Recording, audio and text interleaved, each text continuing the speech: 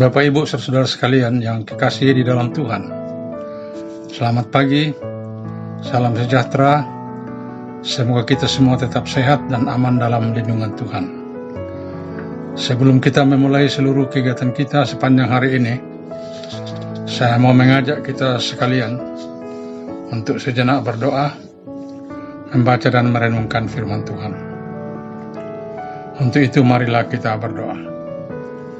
Ya Tuhan, kami bersyukur kepadamu pada pagi hari ini, karena Engkau sudah berkenan memelihara hidup kami pada malam yang lalu. Sehingga pagi ini kami bisa bangun dan selamat. Tuhan, sebelum kami memulai seluruh kegiatan kami sepanjang hari ini, kami rindu untuk membaca dan merenungkan firman-Mu. Tolonglah kami ya Roh Kudus, agar kami dapat mengerti pesan Tuhan dalam firman ini. Ampuni dosa kami, dengarkan kami ya Tuhan, di dalam nama Yesus Tuhan kami. Amin.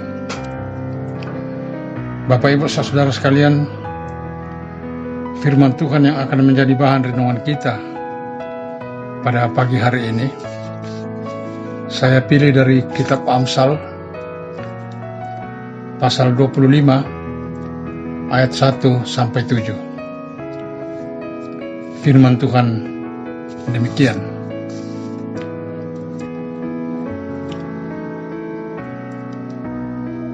Kemuliaan Allah ialah merahasiakan sesuatu, tetapi kemuliaan raja-raja ialah menyelidiki sesuatu.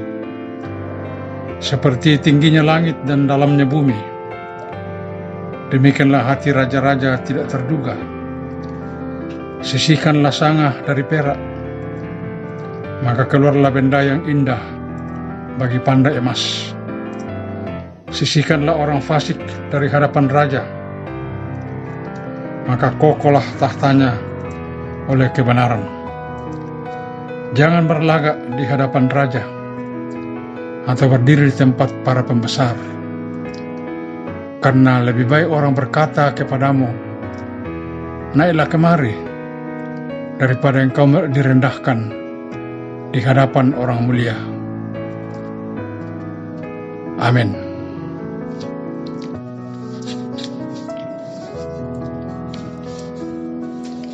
Bapak, Ibu, saudara sekalian yang kekasih dalam Tuhan, tema renungan kita pada pagi hari ini ialah jangan berlagak. Apakah berlagak? Berlagak sama dengan menganggap diri besar, menganggap diri benar, merasa terhormat, merasa diri pandai, sombong. Dalam segala hal, merasa diri lebih atau di atas dari orang lain. Berlagak inilah yang menjadi inti peringatan penulis kitab Amsal dalam teks bacaan kita. Penulis memberi peringatan kepada raja atau penguasa maupun rakyat biasa supaya jangan berlagak. Seorang raja jangan menjadi sombong, tinggi hati, tetapi hendaklah ia memerintah dengan adil dan benar. Ia harus membersihkan kerajaannya dari semua praktek-praktek yang kotor, misalnya korupsi dan kesewenang-wenangan. Seorang raja harus menyadari bahwa jabatannya sebagai raja adalah anugerah dari Allah. Karena itu seorang raja adalah utusan Allah untuk memerintah dengan adil dan benar. Sebagai utusan Allah, ia harus rendah hati di hadapan Tuhan. Begitu pula sebagai rakyat biasa, jangan berlagak di hadapan raja. Artinya, jangan menganggap diri besar, benar dan suci di hadapan raja, melainkan haruslah rendah hati. Semua orang, baik raja atau penguasa, maupun rakyat biasa, haruslah rendah hati. Bapak, Ibu, Saudara sekalian yang kekasih di dalam Tuhan, lawan kesombongan adalah rendah hati. Apakah rendah hati? Rendah hati adalah sikap yang merasa tidak layak, merasa miskin dan tidak punya apa-apa di hadapan Tuhan, merasa kecil dan merasa berdosa, merasa tidak ada sesuatu yang dibanggakan. Dalam Lukas pasal 14 ayat 7-14, Yesus membuat satu ilustrasi tentang bagaimana seseorang harus bersikap yang benar. Yesus membuat ilustrasi dari satu pesta perkawinan. Menurut Yesus, seseorang harus mengambil tempat duduk paling rendah atau paling belakang. Maksud Yesus dengan ilustrasi tersebut ialah supaya seseorang bersikap rendah hati tanpa kehilangan harga diri. Rendah hati tidak berarti kehilangan harga diri. Rendah hati adalah sikap hidup yang amat disenangi oleh Tuhan. Sebaliknya, sikap hidup yang sombong dan tinggi hati adalah sikap hidup yang amat dibenci oleh Tuhan. Bapak, Ibu, saudara sekalian yang kekasih di dalam Tuhan, Yesus berkata, berbahagialah orang yang miskin di hadapan Allah, karena mereka lah yang mempunyai kerajaan Allah. Matius pasal 5 ayat 3. Yang dimaksud Yesus ialah orang-orang yang merasa tidak punya apa-apa di hadapan Allah. Bukan orang yang merasa diri hebat, merasa diri penting, merasa diri benar, dan merasa diri besar. Orang-orang seperti ini pada dasarnya adalah orang-orang yang tidak memerlukan Allah, tidak merasa perlu untuk merendahkan diri di hadapan Allah. Bapak, Ibu, saudara sekalian yang kekasih di dalam Tuhan, mari kita menyimak pula ilustrasi yang disampaikan oleh Yesus di dalam Injil Lukas pasal 18 ayat 9-14.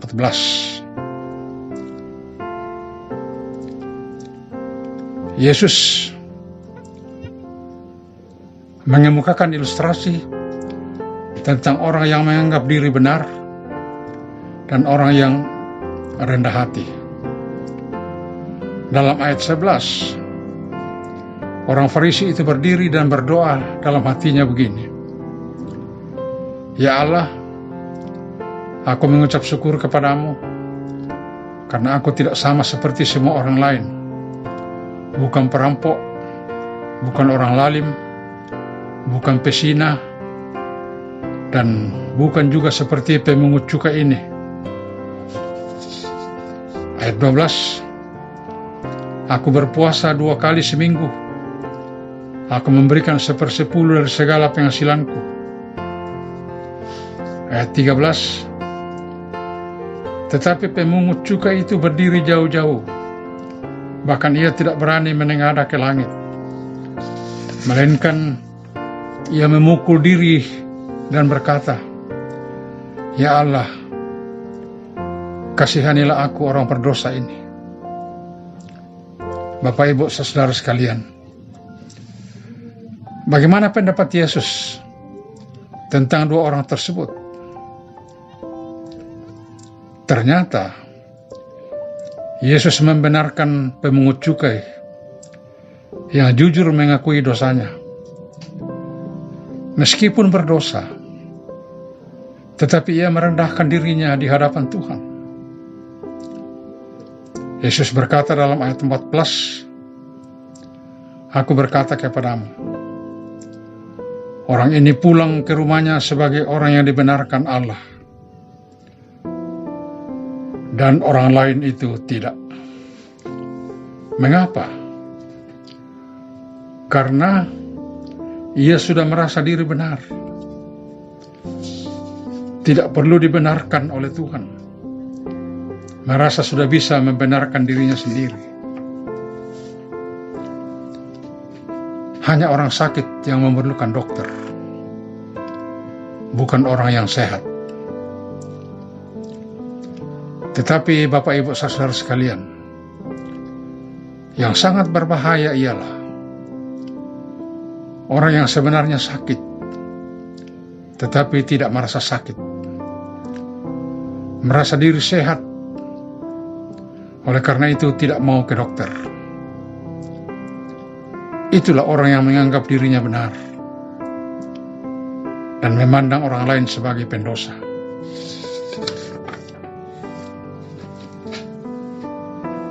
Bapak, Ibu, saudara sekalian yang kekasih di dalam Tuhan, kisah hidup Rasul Paulus sangat menarik untuk kita ceritakan kembali. Dahulu Rasul Paulus itu seorang penjahat,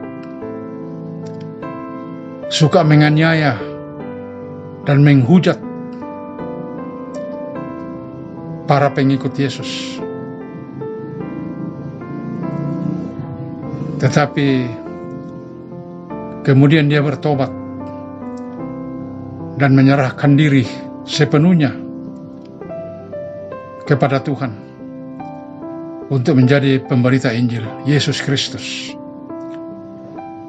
Kisah Para Rasul 9. Dengan jujur Paulus mengakui dosa-dosanya.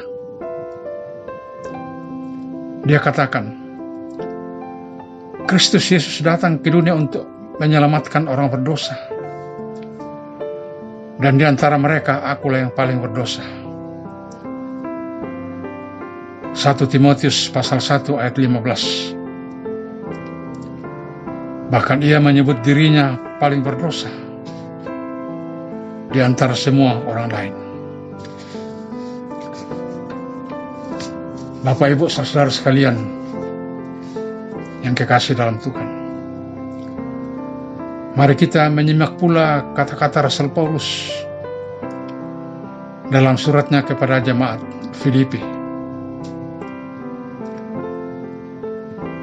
Dia katakan,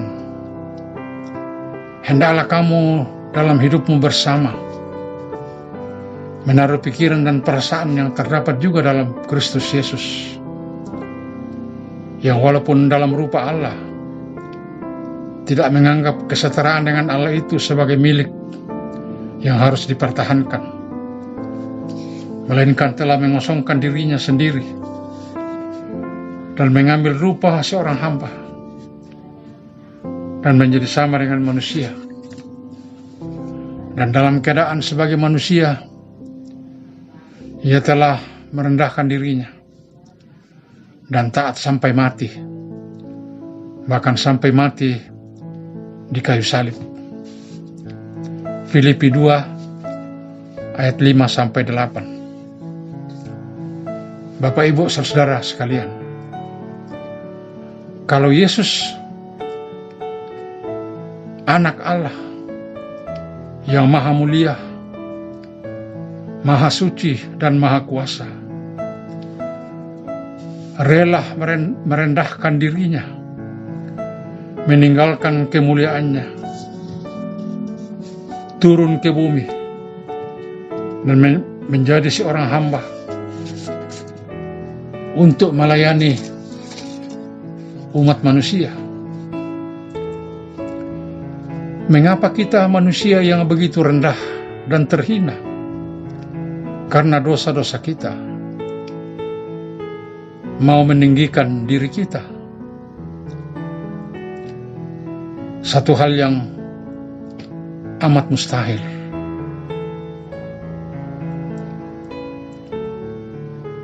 Karena itu, Bapak Ibu saudara sekalian, marilah kita merendahkan diri kita di hadapan Tuhan. Jujur dan tulus mengakui segala kelemahan dan dosa kita kepadanya. Lalu dengan penuh penyesalan, kita memohon pengampunan daripadanya. Amin.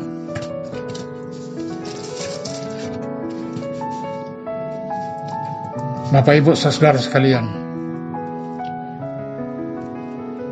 marilah kita berdoa. Ya Tuhan, terima kasih banyak kalau pada pagi hari ini kami boleh mendengar dan merenungkan firman. Firman yang mengajar kami agar kami menyadari diri kami sebagai makhluk yang rendah dan penuh dosa dan kesalahan. Dan supaya kami belajar mengerti bahwa Engkaulah Allah yang maha mulia, maha kuasa dan maha kasih, yang patut kami sembah. Ajarlah kami ya Tuhan, supaya kami merendahkan diri kami di hadapan-Mu. Tuhan, tuntunlah kami sepanjang hari ini untuk bekerja. Berikanlah kekuatan dan hikmat kepada kami, agar kami mampu bekerja sesuai dengan kehendak-Mu. Pulihkanlah kesehatan saudara kami yang sedang sakit. Kuatkanlah mereka yang sedang bergumul karena berbagai-bagai persoalan. Berikanlah hikmat dan kekuatan kepada pemerintah kami, agar mereka mampu merendahkan diri di hadapan-Mu, agar mereka dapat memerintah dengan baik dan benar. Ampuni kiranya kesalahan kami. Dengarkan doa kami, dalam nama Yesus Tuhan kami. Amin. Bapak Ibu saudara sekalian, demikianlah renungan harian pada pagi hari ini. Selamat bekerja, tetap sehat. Tuhan memberkati Bapak Ibu dan saudara-saudara sekalian. Amin.